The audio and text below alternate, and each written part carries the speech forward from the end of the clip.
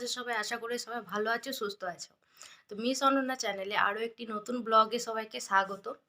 তো এখন ঘড়িতে বাজে ৮টা ৫। তো আমি এখন থেকে আমার ব্লগটা শুরু করছি।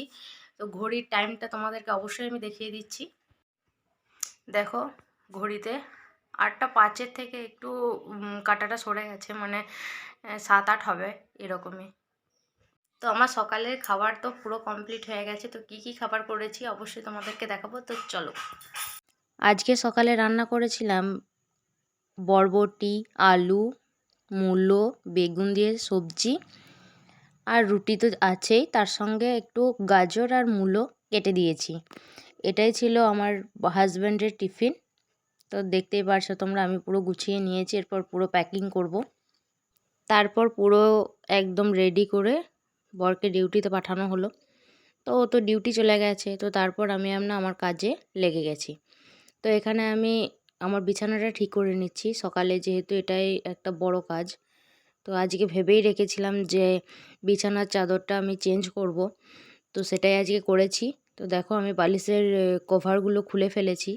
এই পিলো কভারগুলো বের করে কেচে ফেললাম, সেটা একটা ব্যাপারটা ঝামেলা মিটে গেল। কিন্তু তারপর আবার শুকানোর পর আবার একটি একটি করে পরানো, ওটা খুবই বিরক্তিকর। কিন্তু কিছু করার নেই, আমার কাজ আমাকেই তো করতে হবে।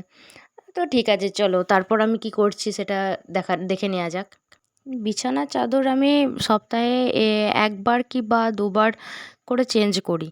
কিন্তু এই সপ্তাহে কি হয়েছে, একবারই তো রোদ দেয়নি, সারাক্ষণ মেঘলা ওয়েদার ছিল, সেই জন্য আমি আর কাচতে পারিনি, যদি না শুকায় সেই জন্য। সকালে ঘুম থেকে উঠেই দেখছি একদম পুরো ঝলমলে রোদ উঠেছে। তো সেই রোদ দেখে আমি বিছানা চাদরটা চেঞ্জ করে নিলাম। তো দেখতেই পারছো বিছানা চাদর আমি চেঞ্জ করে একদম সুন্দর করে টান টান করে পেতে ফেলেছি।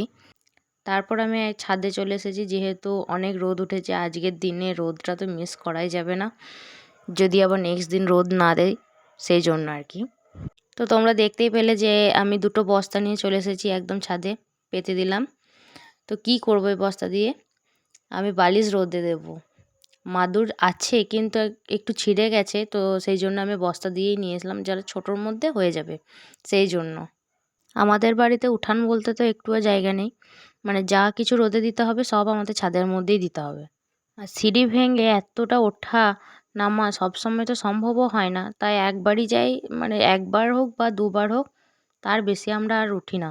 এবার আমাদের বয়সটা কম, আমরা ওঠানামা করে নিতে পারবো, কিন্তু আমার শাশুড়ি শ্বশুর বা ঠাকুমা যারা আছেন বাড়িতে, তারা তো আর বারবার ওঠানামা করতে পারে না।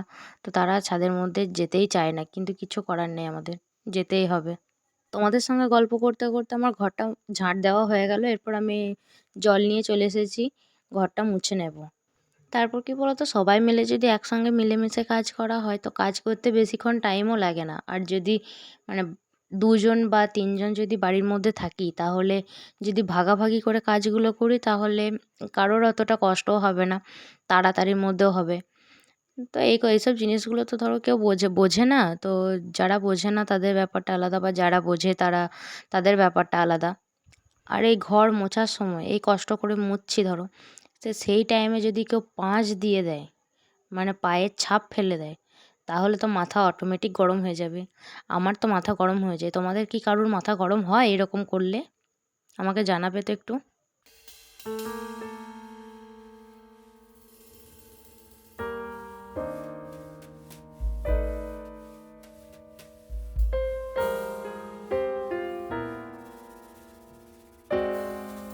বাড়ির কলে আর কি সমস্ত কাজই হয়, কিন্তু ওই জামা কাপড় কাচার সময় কিছুতেই ফেনা হয় না।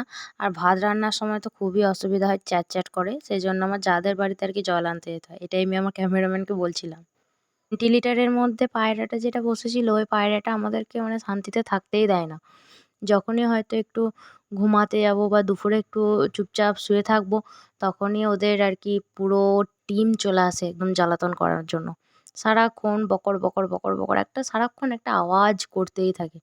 কিন্তু তো একদিকে পায়রা থাকা ভালো, বলে ঘরে শান্তি বজায় থাকে। যাই হোক, তো তারপর দেখো আমার জামা কাপড় পুরো কাচা হয়ে গেছে, আমি ছাদে মেলতে চলে এসেছি। এই তো সবে চৈত্র মাস পড়েছে, এখনো তো কিছুই গরম পড়েনি, কিন্তু এই জামা কাপড় কাচতে কাচতে যা অবস্থা হয়েছিল আমার, একদম যা তা অবস্থা, কিচ্ছু বলার নেই। তো আমি খালি ভাবছি আরও তো দিনগুলো আছে, আরও তো মাস আছে, কী যে হবে তখন কে জানে। বৈশাখ জ্যৈষ্ঠ মাস তো মানে সেরা গরম পড়ে, আর কিছু বলার নেই, আমি এটুকুই বলতে পারবো। তখন অবস্থা খারাপ। তারপর আমি নিচে চলে এসেছি, আর এটা হলো আমার একদম মূল্যবান সম্পদ। শুধু আমার কেন বলছি, আমার মতো যারা বিবাহিত মেয়েরা আছো তাদের সবারই হয়তো তোমাদের কাছে এই জিনিসটা মূল্যবান সম্পদ। তো আমি এটা খুবই যত্ন করে রেখেছি। একটা পুরনো সিঁদুর কৌটো ছিল, সেটা আমি চেঞ্জ করে একটা নতুন সিঁদুর কৌটোয় সিঁদুরটা রাখছি। ঠিক আছে, আর ভিডিওটা বড় করলাম না, আজকে এই পর্যন্তই। টাটা, বাই বাই, ভালো থেকো সবাই।